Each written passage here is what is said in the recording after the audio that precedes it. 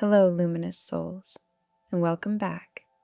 Every year, as winter begins to melt away and the earth slowly wakes up, we're gifted with one of the most gentle and hopeful full moons of the entire lunar cycle.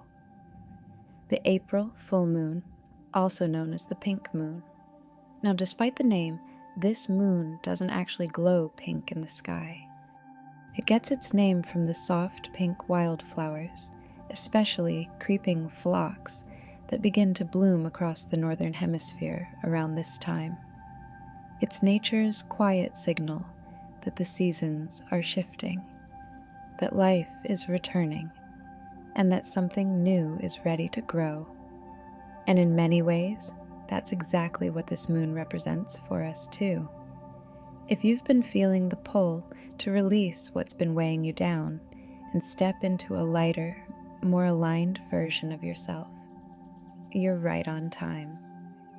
And if you'd like the exact dates, zodiac placement, and step-by-step rituals for this year's pink moon, you can find the full guide linked below in the description.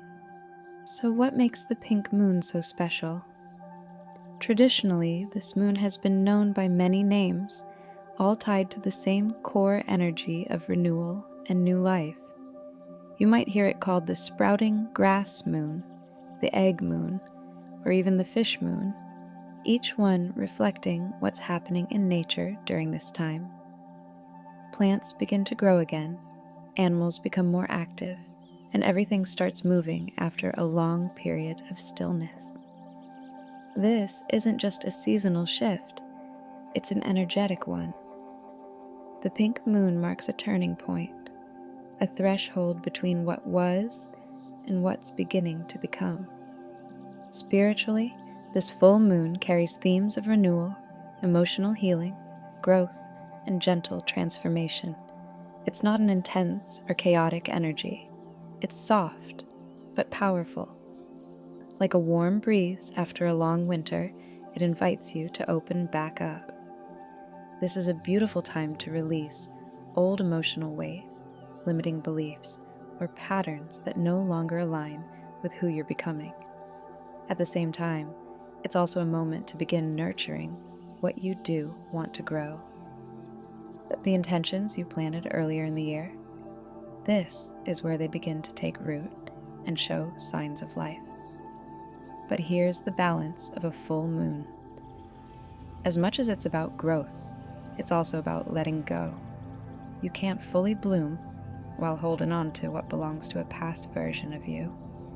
So this moon asks you to gently clear space so something new can come in. If you want to work with the energy of the pink moon, it doesn't have to be complicated. In fact, the simpler it is, the more powerful it tends to be. You might start with a quiet moment of reflection. Sit near a window or step outside.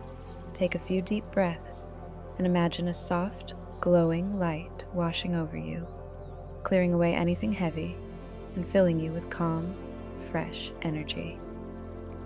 You can also try a simple release and intention practice.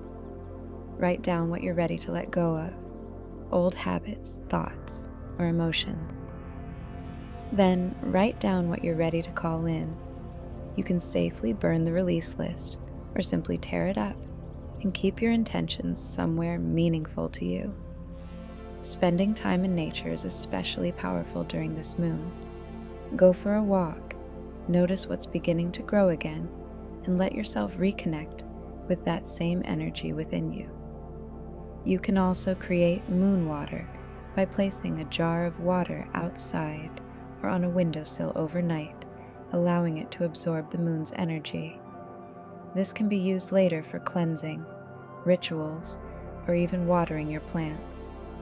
If you like working with crystals, this is a beautiful time to reach for stones connected to the heart and intuition. Rose quartz for love and emotional healing, moonstone for inner balance, and clear quartz to amplify your intentions.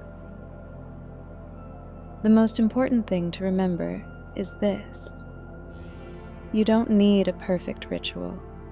You just need presence, intention, and a willingness to shift. This moon isn't about forcing change. It's about allowing yourself to unfold naturally, just like everything else in spring. And if you're ready to go deeper, I've created a full guide for this moon over on my blog. It includes the current year's exact timing, zodiac placement, and more detailed rituals, journal prompts, and correspondences you can follow. You can find a link in the description box below. I hope this left you feeling a little lighter, a little more inspired, and ready to embrace the energy of the pink moon. If it did, leave a flower emoji in the comments and let me know what you're releasing or calling in.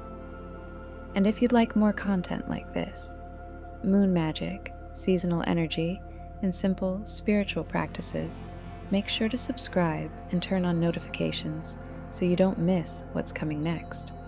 Until then, may this April pink moon bring you renewal, peace, and the sweetest new beginnings.